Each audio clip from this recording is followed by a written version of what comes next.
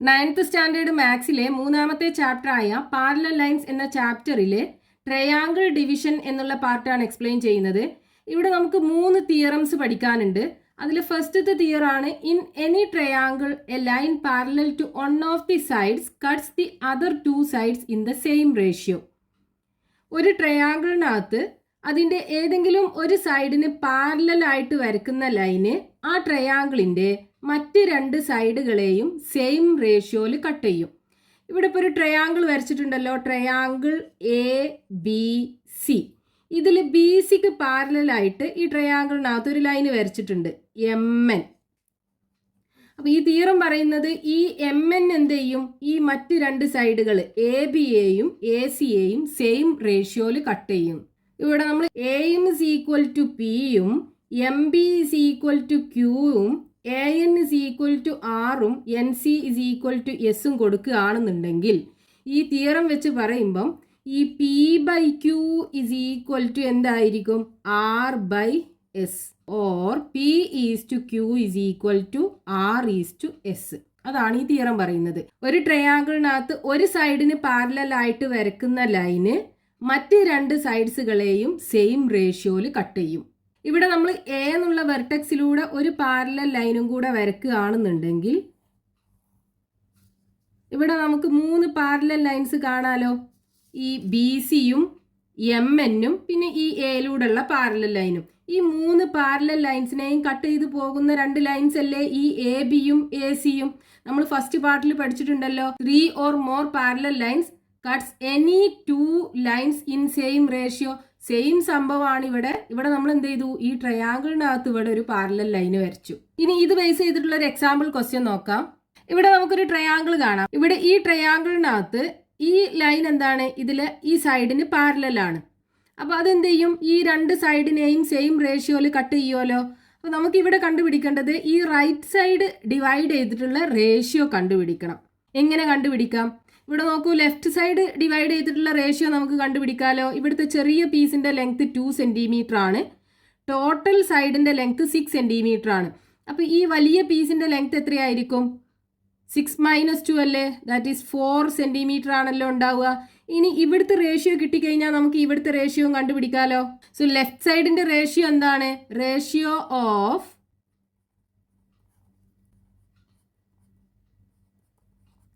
left side is equal to 2 divided by 4, that is equal to 1/2. Ratio ആക്കി എഴുതുമ്പോൾ നമുക്ക് എങ്ങനെ എഴുതാം, 1:2 എന്ന് എഴുതാം. സോ 1:2 എന്നുള്ള റേഷ്യോയിലാണ് ഈ പാരലൽ ലൈന് ലെഫ്റ്റ് സൈഡിനെ ഡിവൈഡ് ചെയ്യുന്നത്. സെയിം റേഷ്യോ തന്നെയാണല്ലോ റൈറ്റ് സൈഡിനെയും ഡിവൈഡ് ചെയ്യുക. അപ്പോൾ റൈറ്റ് സൈഡ് ഡിവൈഡ് ചെയ്യുന്ന റേഷ്യോ എന്തായിരിക്കും, ratio of right side is equal to 1:2. ഇനിയിപ്പോൾ ഈ ക്വസ്റ്റ്യനകത്ത് നമുക്ക് ഈ 2 പീസിൻ്റെയും ലെങ്ത്ത് കണ്ടുപിടിക്കാൻ പറഞ്ഞു എന്ന് വിചാരിക്കുക. അതായത് ഈ ചെറിയ പീസിൻ്റെയും വലിയ പീസിൻ്റെയും ലെങ്ത്ത് നമുക്ക് കണ്ടുപിടിക്കണം. എങ്ങനെ കണ്ടുപിടിക്കാൻ പറ്റും, ഇവിടെ റേഷ്യോ നമുക്ക് കിട്ടിയിട്ടുണ്ടല്ലേ, 1:2 എന്നുള്ള റേഷ്യോയിലാണ്. അതായത് ഒരു 3 സെൻറ്റിമീറ്റർ ലെങ്ത്ത് ഉള്ള ഒരു ലൈനുണ്ട് എങ്കിൽ അതെന്ത് ചെയ്യും, ഒരു പാർട്ട് 1 സെൻറ്റിമീറ്ററും അടുത്തത് 2 സെൻറ്റിമീറ്ററും ആക്കിയിട്ട് കട്ട് ചെയ്യും. അതാണ് ഈ 1:2 എന്നുള്ളതിൻ്റെ മീനിങ്. അതായത് ടോട്ടൽ ഇവിടെ എത്ര ഉണ്ട് ലെങ്ത്ത്, 3 സെൻറ്റിമീറ്റർ അല്ലേ. അപ്പോൾ 3 പാർട്ട് ഉള്ളതിൽ ഒരു പാർട്ട് ഇവിടെ ഉണ്ടാവും, 3 പാർട്ടിൽ 2 പാർട്ട് ഇവിടെ ഉണ്ടാവും. അപ്പോൾ ഈ ചെറിയ പീസിൻ്റെ ലെങ്ത്ത് എന്തായിരിക്കും, ലെങ്ത്ത് ഓഫ്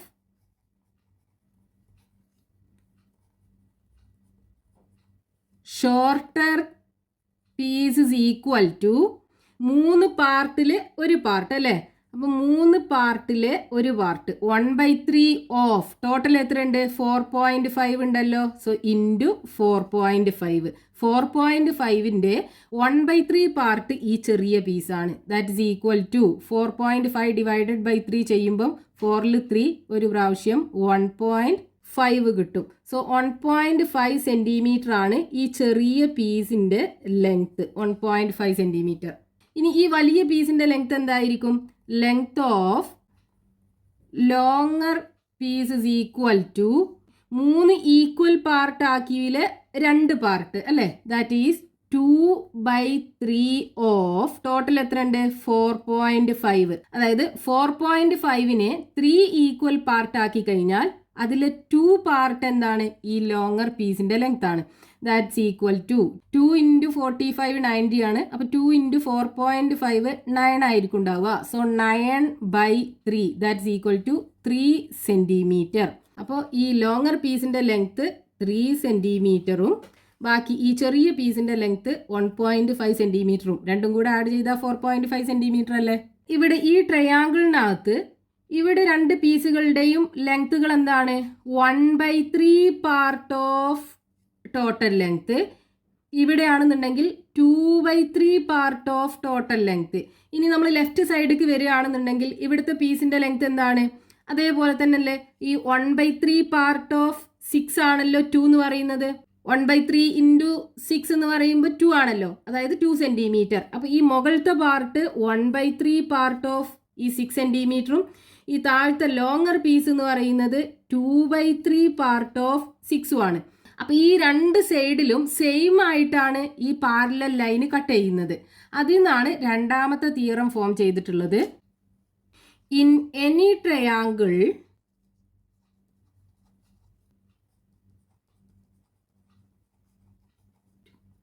a line